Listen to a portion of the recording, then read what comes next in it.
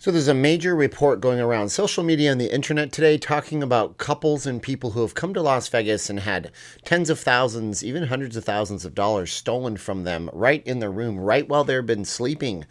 Is this something that you should be worried about? And the big question is, how liable are the hotels? You're going to be pretty angry if you stick through to the end of the video when you find out how liable the hotels are for this kind of thing. A lot of people are upset, but should you be? That's the topic of today's video. We're going to give you some examples too. How's it going, everybody? My name is Steven, and I am not leaving Las Vegas. I'm a Vegas blogger. I hope you guys would like, share, subscribe this video. If you like Vegas travel tips, if you guys like news about the city, if you guys like live streams, if you're into short films about Las Vegas, we have everything here. And leave us a comment below. Have you ever had a heist happen right under plain sight in your hotel room? Is this a problem that you've had to deal with before? How did you deal with it? Was it just a lot of hurt, or did you get any kind of comeuppance? Did you get your money back? Probably not, right? And this video today is sponsored by, the videos for this week, sponsored by a channel I discovered on YouTube called Full Throttle Hog. You might want to check them out. They're a Harley-Davidson-based travel channel out of Southern California. I love Southern California. I love to look at Harleys. I don't ride one, but this allows me to kind of vicariously do it through them. Nice couple, great production value. Full Throttle Hog on YouTube. Check it out. This video is also brought to you by VegasFaceMask.com. No S at the end. This is one of our Irish themed right here. I don't know if this is Erin Go Bra or if this is Lucky Clover, whatever it's called. It's on the website, VegasFaceMask.com. No S at the end. Goes around the back of your head, not the back of your ears. And it's the best mask you'll ever need. And yes, we ship internationally, shipping to Canada, UK, about $15 or $20. But we ship anywhere in the United States for free, don't you know? All right, so to the video right now. Yeah, so hotel robberies happen in Las Vegas. You don't often hear about them because hotels in the industry out here, they have a really great way of burying things that they don't want people to know about. But recently, a major report was released onto the interwebs by Channel 13 Las Vegas, and I'll link the original video there, but the talking points are all in here. So we're going to talk about it and kind of like maybe go and analyze it a little bit. So it talks about a couple staying at the Wynn January 2nd. They ordered room service because they were like, oh, there's too many dining restrictions. They eat, they take their tray outside, they go to bed. Before they go to bed, they take off their watches, their rings. This is not the average couple. This couple was wearing 2 Rolexes, well, 1 Rolex each, of course, had a bunch of other valuables like cash in the room, and a wedding ring that was probably worth, well, just a lot of money. It was like a huge, like, carrot-sized wedding ring. They set them aside, they go to bed, they wake up, all their stuff is missing. All their stuff is missing. Now, what's funny about this is it wasn't the first time it happened, and it wasn't the first time it was the same kind of song sang by the hotel. Logs show that there's no access to the actual door from the outside because if you guys know anything about the way the door locks work, I'll explain it to you this way. Everything is logged in a hotel. They're going to be able to tell what housekeeper signed in, when they signed in. Those little door locks have tons of logs, just like your browser on your internet keeps your history of what sites you've been to when you've been to them. So it was not open from the outside. It was open from the inside. The hotel claims it must not have been locked. The guest says that it definitely was locked because I threw the deadbolt. What happened? Well, I don't know. Another event 10 minutes afterwards happened, just like the first. It was unknown if it was actually at the Wynn Encore complex, but the exact same thing happened. First guest lost $37,000 worth of valuables. It's not the first time it's happened. Like I said, this happens more than you hear. In 2019, a key card was used to access a hotel in the Venetian while the guests were sleeping. $4,000 were stolen. In March 2021, just last month, a Cosmo room guest was sleeping. The key card was used to access the room. They stole bags, cash, and Apple Watch. And I'm sure there's way more times that we could go over this, but they only reported so many here, and I'm only one person doing so much limited research. Now, what could possibly be happening? Well, the hotels explain it like this, and they say that door pushers can be a case. Like, let's say that you're just walking in a hallway, and you see a door and you push it to see if it opens. Oh, look at that. That door didn't close properly. I'm just going to open that door. And some people, and I know some people who have done this in the past, let's say you're in your room, you're going in and out of your room, you run to the ice bucket, somebody's in the room, they're in the bathroom, or they're not paying attention. You might throw that deadbolt so you don't have to use the key card every single time. That keeps your door open temporarily.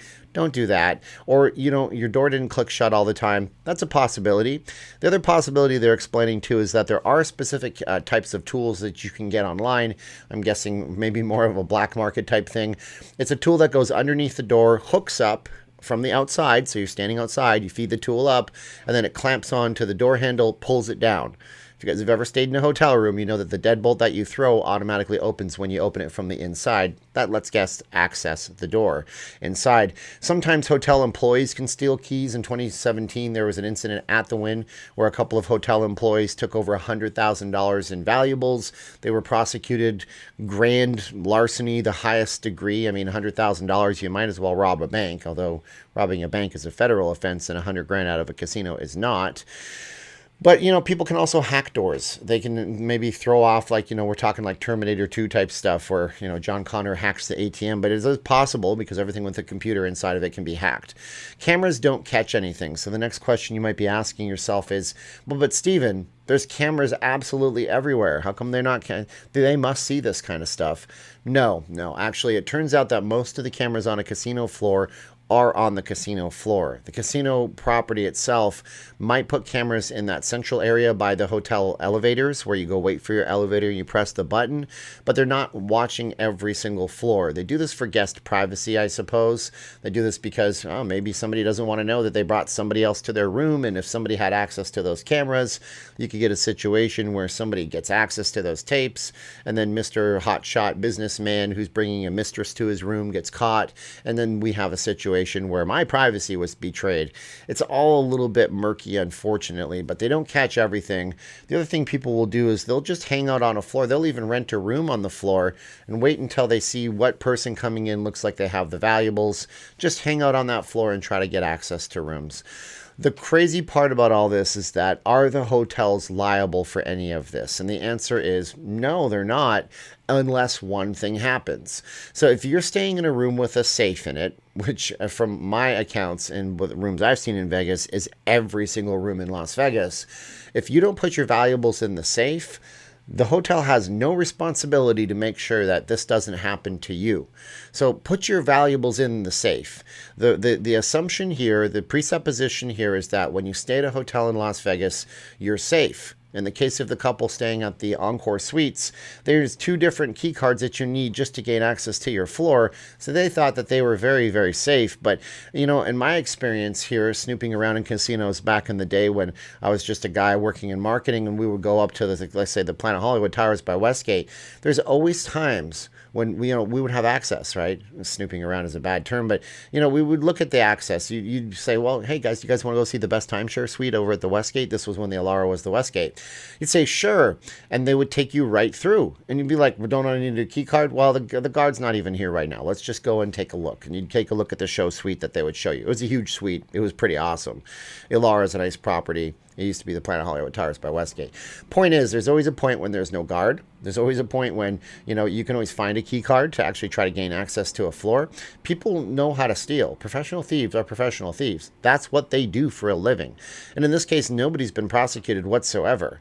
So you got to be very, very careful. Use your room safe when you're in the room. If the room safe is there, nobody has access to that code. Obviously, you set the code when you check into the room. Nobody can get into your valuables.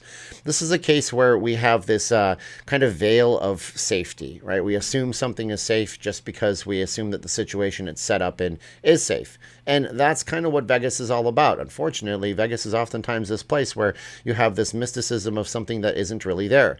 No, you're not at the Luxor. You're not in Egypt when you're at the Luxor. No, you're not at Paris when you're in the Paris. But you want to believe you are, because Vegas is about suspending your disbelief for just a moment. So you have this ability to believe that you're somewhere where you're not, or you're in a situation in which you aren't. Tips in general for coming to Vegas and being safe, aside from all this stuff. Put your valuables in your front pocket at all times, okay?